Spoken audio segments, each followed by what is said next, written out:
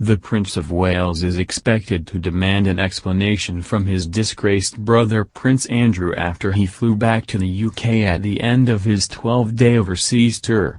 Prince Charles is keen to get a grip on the crisis that has seen Prince Andrew forced to step back from public life after a backlash to the TV interview about his friendship with a convicted pedophile.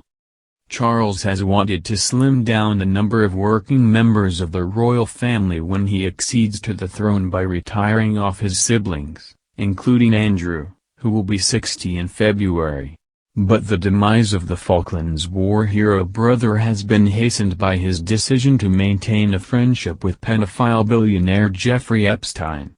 It has put him at the center of claims he slept with one of the financier's young sex slaves, Virginia Roberts Giuffre, who was 17 at the time. The Duke has vehemently denied the allegations but is now expected to give evidence to the FBI in an effort to clear his name.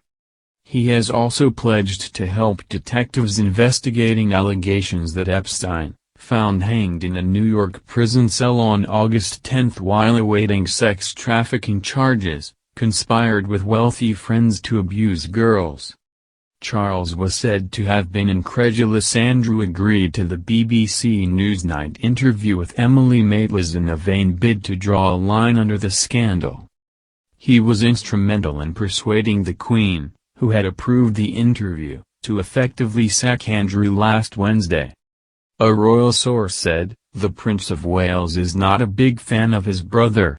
They aren't that close." The Duke's eldest daughter, Princess Beatrice, went to see him at his Royal Lodge home in Windsor yesterday with her fiancé, Edoardo Mapelli Mozzi, a 36-year-old property developer. The couple, who are due to marry next year, were all smiles outside the house, but sources have said Beatrice, 31, has been tearful after supporting her father in agreeing to do the television interview. Her wedding is now likely to be a less lavish affair after the Epstein scandal has resulted in all taxpayer support for Andrew being withdrawn. He will continue for the moment to receive an estimated £1 million a year to support his staff and office costs from the Queen's £21.7 million income from the Duchy of Lancaster. But there are already signs of cutbacks.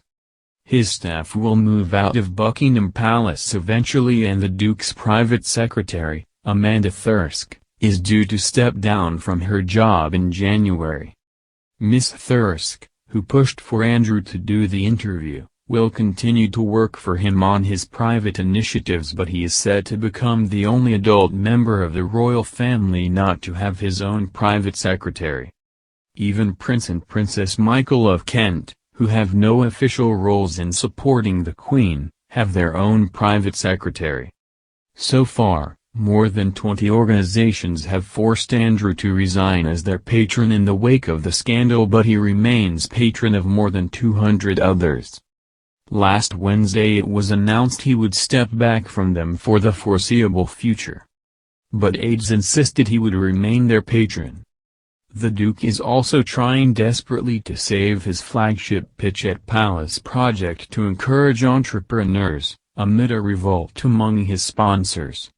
Many believe the scheme, which Andrew launched to reinvent himself after being forced to step down as the UK Special Trade Envoy in 2011, can only continue if he resigns, but they have found it difficult to find anyone else to take it on.